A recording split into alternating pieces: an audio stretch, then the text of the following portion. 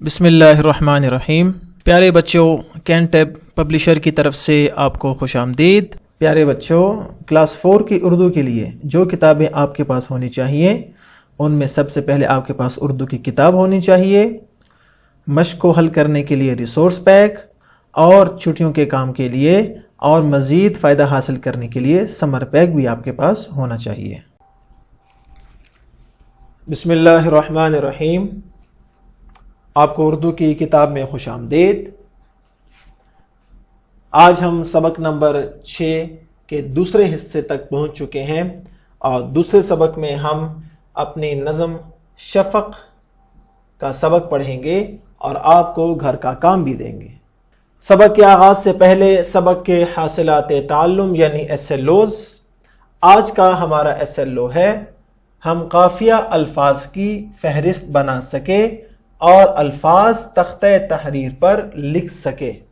یہ ہے ہمارا آج کا SLO۔ سب سے پہلے ہم یہ سیکھتے ہیں کہ شفق کسے کہتے ہیں۔ یہ لفظ ہے شفق۔ کیا ہے؟ شفق۔ اور شفق کسے کہتے ہیں؟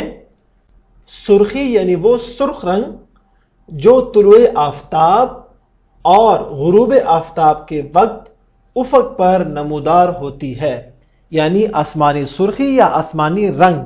طلوع آفتاب یعنی سورج کا نکلنا جو کہ صبح سویرے ہوتا ہے، اور غروب آفتاب یعنی سورج کا غروب ہونا جو کہ شام کے وقت ہوتا ہے۔ اور افق کسے کہا جاتا ہے؟ افق کہا جاتا ہے وہ مقام یا وہ جگہ جہاں پر زمین اور آسمان ہمیں ملتے ہوئے نظر آتے ہیں، یعنی جہاں سورج غروب ہوتا ہے، جیسے کہ اس تصویر میں آپ کو نظر آ رہا ہے۔ یہ دیکھیں، یہ سارا پانی ہے، یہ سارا سمندر ہے، اور یہ سارا کیا ہے؟ آسمان۔ اس لائن سے اوپر، اس لکیر سے اوپر سارا کیا ہے؟ آسمان۔ اور یہ سورج طلوع ہو رہا ہے۔ اس جگہ کو کہتے ہیں جہاں پر آسمان اور سورج ملتے ہیں، اس کو کہا جاتا ہے افق، جہاں سورج غروب یا طلوع ہوتا ہے۔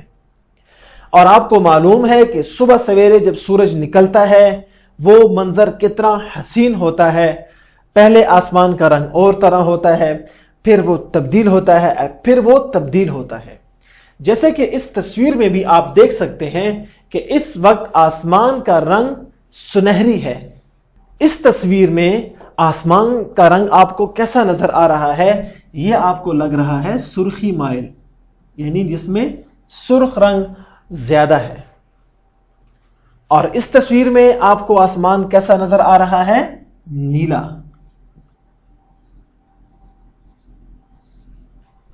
تو ایسے ہی منظر دیکھنے کو ملتے ہیں جب سورج غروب ہوتا ہے۔ تو آئندہ آپ نے کیا کرنا ہے کہ آج کا سبق سن کر آپ نے آج غروب آفتاب کا وقت اپنے والدین سے پوچھنا ہے، اور غروب آفتاب سے پہلے، غروب آفتاب کے وقت اور غروب آفتاب کے بعد، یعنی مغرب کی نماز کے بعد جب آپ آسمان کا رنگ دیکھیں گے تو اس میں یقیناً فرق آ چکا ہوگا۔ تو آپ نے یہ منظر ضرور دیکھنا ہے جو کہ بہت ہی خوبصورت ہوتا ہے اور بہت ہی حسین ہوتا ہے۔ اب چلتے ہیں اپنے سبق کی طرف اور دیکھتے ہیں کہ آج کے سبق میں شفق کے بارے میں شاعر نے کیا خوبصورت باتیں کی ہیں۔ شفق پھیلنے کی بھی دیکھو بہار، ہوا میں کھلا ہے عجب لالہ زار۔ ہوئی شام بادل بدلتے ہیں رنگ، جنہیں دیکھ کر عقل ہوتی ہے دنگ۔ نیا رنگ ہے اور نیا روپ ہے، ہر ایک روپ میں یہ وہی دھوپ ہے۔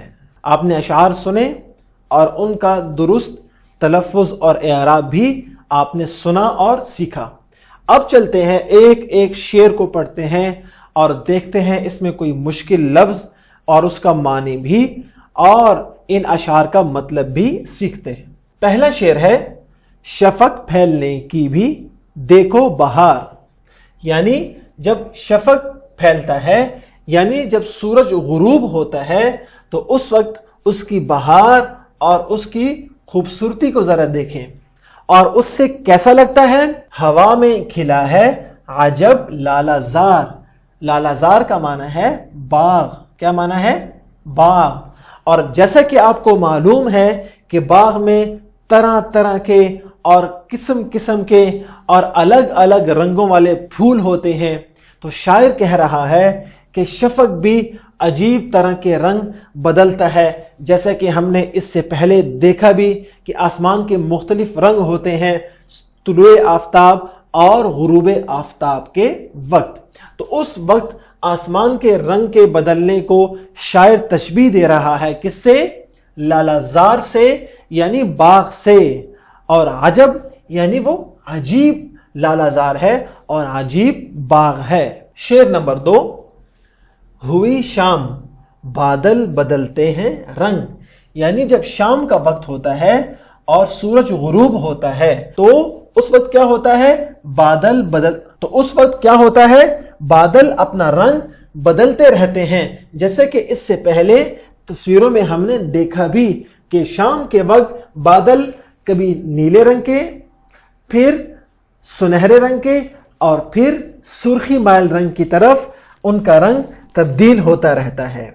और ऐसा होने से क्या होता है? जिन्हें देखकर अक्ल होती है दंग, यानी हमारी अक्ल हैरान हो जाती है कि कैसे बादल अपना रंग चेंज कर रहे हैं और किस तरह बादल अपना रंग तब्दील कर रहे हैं। और आखिरी शेर है, नया रंग है और नया रूप है। यानी इन बादलों का तो नया रंग उन पर आ गया है और नया रूप है, यानी उनका चेहरा भी नया आने लग गया है। इसलिए कि जैसे ही बादलों का रंग तब्दील होता है वैसे ही उनकी सूरत और उनकी शक्ल और उनका रूप भी तब्दील हो जाता है।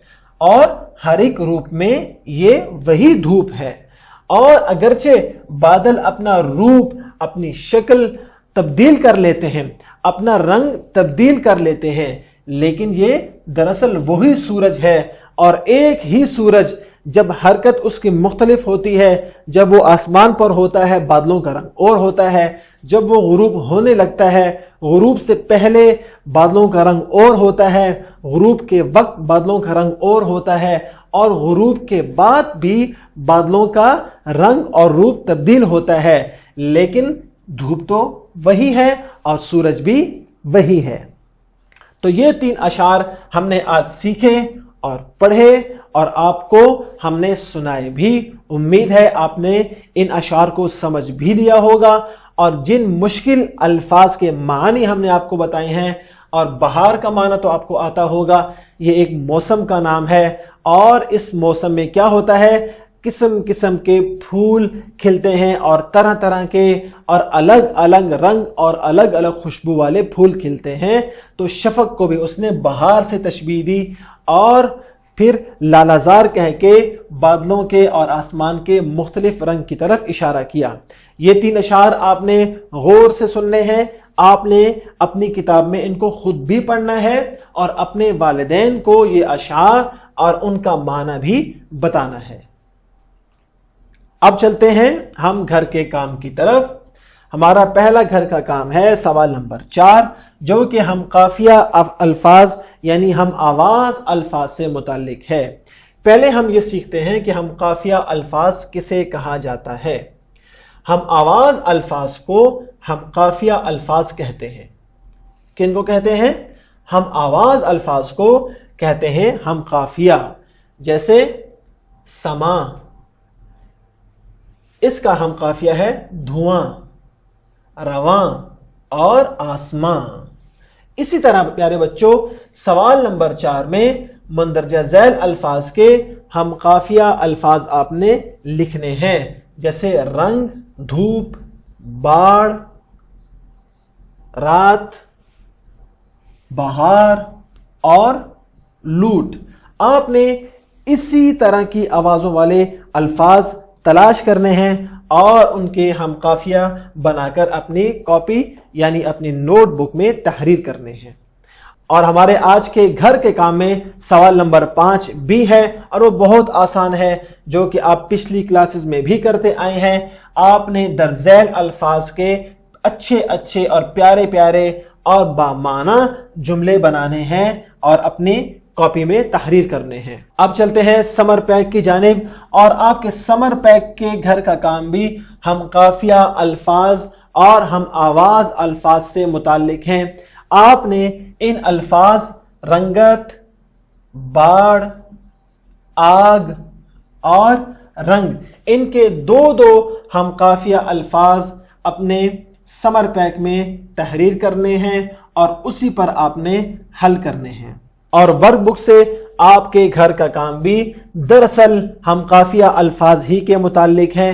آپ نے ان الفاظ کو پڑھنا ہے اور ان الفاظ کے دو ہم قافیہ الفاظ بالکل اسی طرح جیسے کہ آپ کے سمر پیک میں تھا، وہی کام آپ کی ورک بک میں دیا گیا ہے۔